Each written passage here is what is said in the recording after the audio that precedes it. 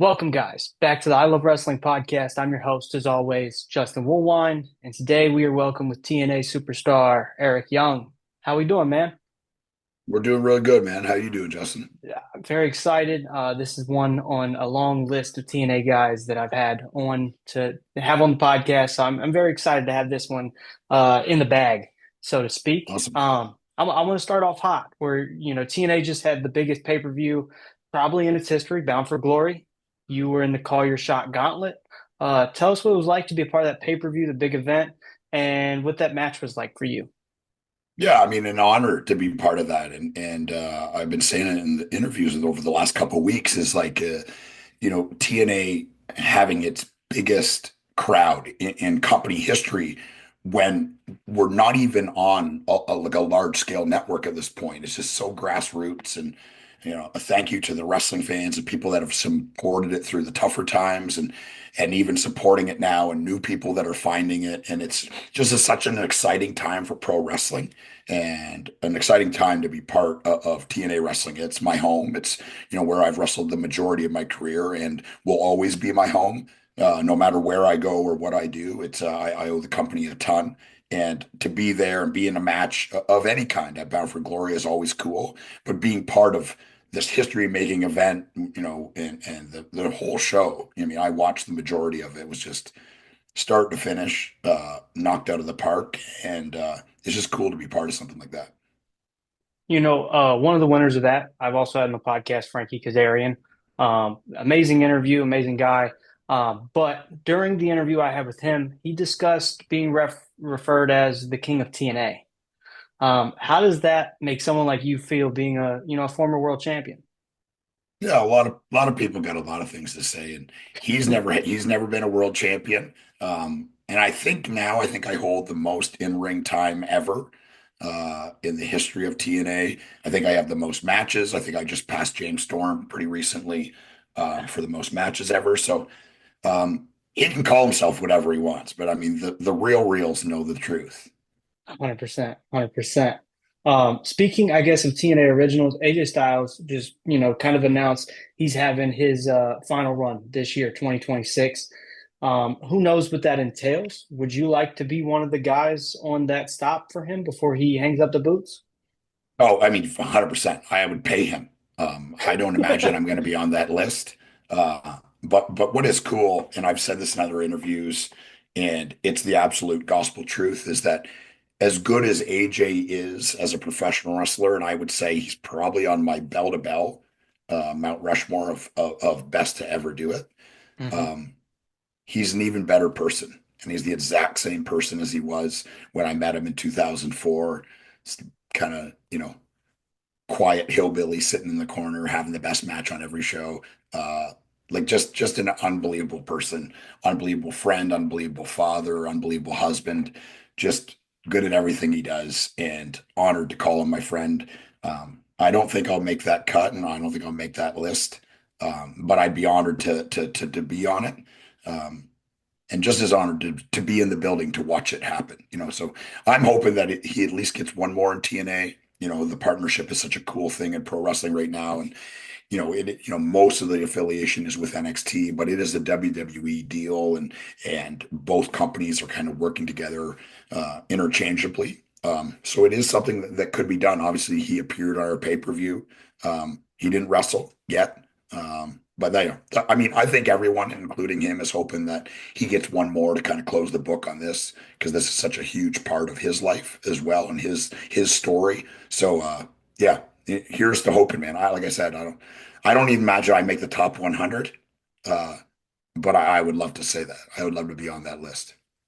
I think he deserves at least one more power driver before he hangs up the boots. Yeah, I could definitely dish that out for him at any time he wants. So you brought up the partnership between TNA and WWE.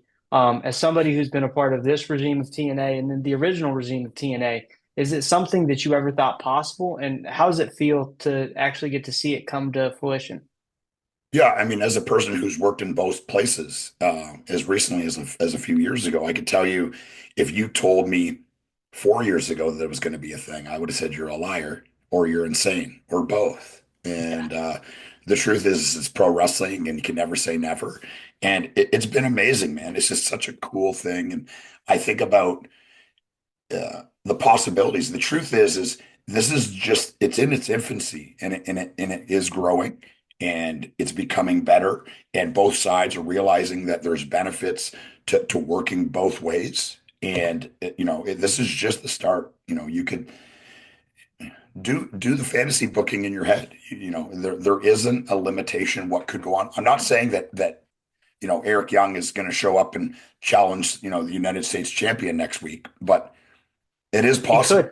It is possible because of the partnership and the two sides working so perfectly together right now. It's a big feather for TNA to be mentioned in the breath with them, and having them as a working partner puts us in a position of strength. There's no doubt about that. They're the big dog.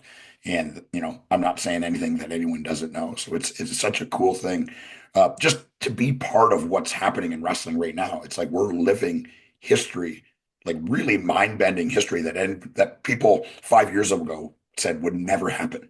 So it's cool. Speaking of history, you've made a lot of memorable moments in NXT at Full Sail University. TNA is about to make their way back there or to there. What can we expect from EY in Orlando?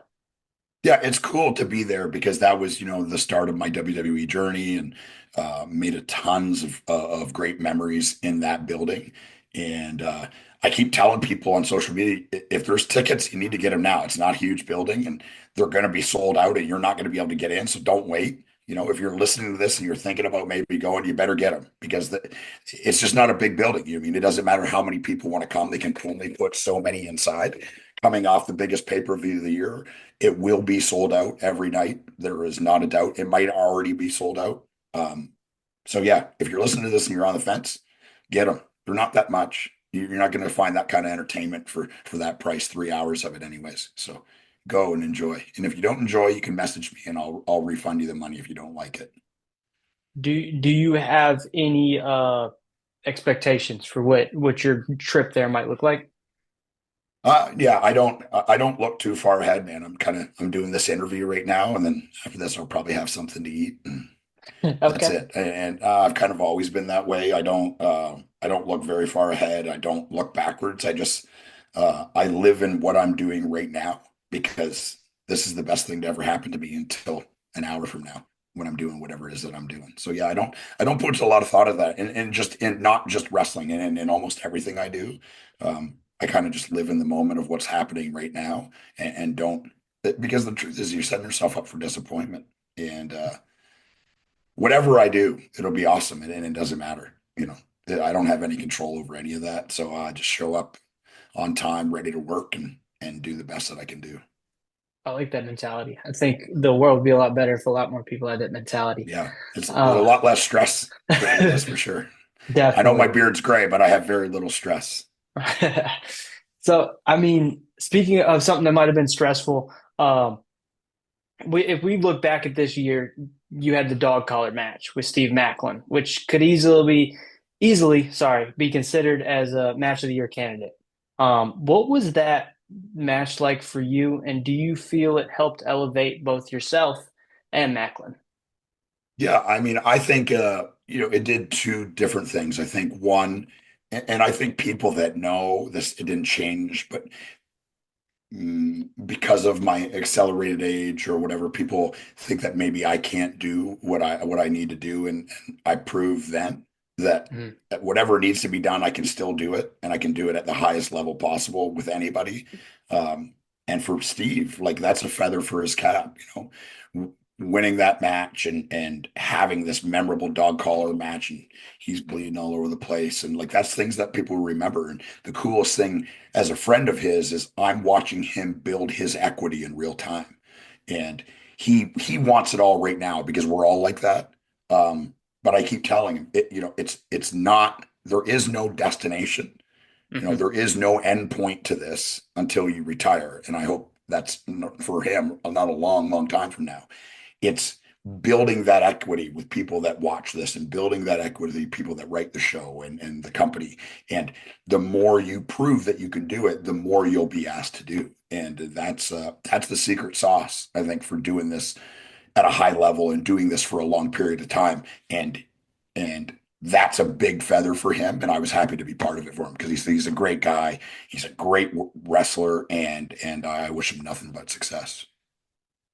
I think it's really cool that, I mean, earlier we spoke about your time in NXT, but with Steve, you've literally been able to watch him grow from his time in Yeah. NXT to now and see the different performer. What's it been like for you to kind of be that veteran, so to speak, and guide these guys into paths to be future world champions? Yeah, I don't know if I'm super vocal that way. Like if someone asks me, Hmm. I'll tell them what I think. Because the truth is this is art and lowbrow art. I don't know, you can call it whatever you wanted, but it is art and it's subjective. And what I do and what works for me and what people like that I do may not be the same for him. And you got to figure out your own way. And the truth is nothing in this business or anything like this can replace experience.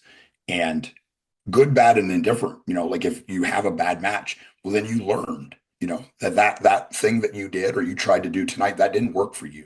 And it worked for maybe somebody else, but for you, it didn't work in that building with that opponent in front of that crowd. So when you go back to that building, maybe, or you go back into that area of the country, you do something different. And watching Steve learn that in real time, he's somebody that I connected to right away when I started working down there, and we've been really, really good buddies from the get-go from 2000, I guess, rather than 2016, 2017. And yeah, it's cool watching him grow into his own and coming to TNA, him getting his confidence, like full flight confidence of like, this is who I want to be, and this is what I want to portray, and this is what I want people to think about when they think about Steve Macklin. And he's getting to put that stamp on his things now. I know for him it's a drug because it's a drug for all of us, and it's cool watching him get that. We've kind of talked about you watching maybe other people grow in this sport. You throughout the years, kind of like the likes of Chris Jericho, have changed yourself character wise up and down from your plain white meat baby face to insanity. What's that been like for you re inventing yourself throughout the years? Yeah, I mean, for me, I know I've said this in other interviews too, is the coolest thing, one of the coolest things about my career for me is that I've proven that I may not be the best at any one thing, but I'm very, very good at almost all of it. And I've seen the card from every single angle, and there's not a lot of people that can say that. And there's nothing wrong with that. Like not everyone can experience what I did, or they don't want to, like AJ Styles he's just been this unbelievable pro wrestler. That's who he is, and that's what he does. He's proven that he can talk and he can be funny when push comes to shove, and understands wrestling and is super entertaining. But that's not his number one thing, right? His number one thing is the bell rings, and you're going to come out of your seat. He's going to do something that's going to take your breath away, and you're going to be on your edge of your seat the entire time because of his physicality, because of his athleticism, and his knowledge of when to do things and when not to do things is almost unmatched. But for me, like I've been the opening match, I've been the main event, I've been the guy that's been getting beat on. I've been the jobber. I've wrestled women before. That was cool. Like I've done all of it. So that to me is the coolest thing. And I think we'll probably be, I'm not saying I'm guessing. I'm just saying I'm hoping it's a big part of the legacy that I leave behind, that people say like he was good at it, at kind of everything, and a guy that did it at a very high level for a very long time. And that's to me is the coolest thing. Lots of things are cool about it, and it's kind of surreal that it's my life. Being from this little town in Canada, but it is my life, and I've made a very good living doing it and continue to do so. So yeah, it's such a cool thing that I've been able to experience kind of everything that pro wrestling has. And I'm like that in real life. I love doing everything. I want to play every sport. I want to read every book. I want to watch every movie, laugh at every joke. I want to, see every television show possible. And because they're all different in some way. And I think wrestling for me is that is just there's so many flavors of wrestling, and I got to bite from the cone of all of them. It's pretty cool. I got one more question for you. I know earlier you mentioned like you don't try to look too far into the future. You kind of stay in the moment. Um, but is there anybody on the current TNA roster that maybe you haven't got to have a match or a program with that you'd like to in the near future? Yeah, well, me and Mike Santana, he would probably be my top. And we had, one match. That's the first time we'd ever touched. The chemistry was really good. It was short and kind of, there were some like other stories that needed to be told. So we had, some parameters there that we weren't allowed to do everything we wanted to do, and just time constraints because of television. But a guy that I respect the hell out of, and a guy that I love watching him work. And, I would say that he's probably would say the same. And we've only ever touched once, but it was, just one of those matches where it just like everything just clicked, and we got back and like, man, I wish we had 20 minutes, because we were starting to go take him on a ride, but because it was, a television match that was 6 minutes, you can only do what you can do. So yeah, that would be my number one answer. But there's tons of young guys. Had a really good match with Myron Reed, and working with the Rascals would be something that I'd love to do. Um, Working again with Steve obviously would be something. Me and Frankie Kazarian have crossed paths a million times, but if anytime I can, you know, lace him up and share a ring with him, I'd pay someone to do that. He's one of my favorite opponents of all time. Eddie Edwards, Brian Myers, Zack Ryder, Matt Cardona, I guess.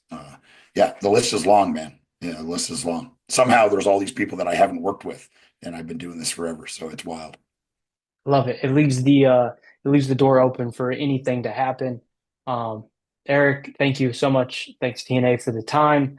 Uh, if we can ever do this again, I can't wait. Appreciate it, man. Thanks for the interview. Sounds good. We will see you soon.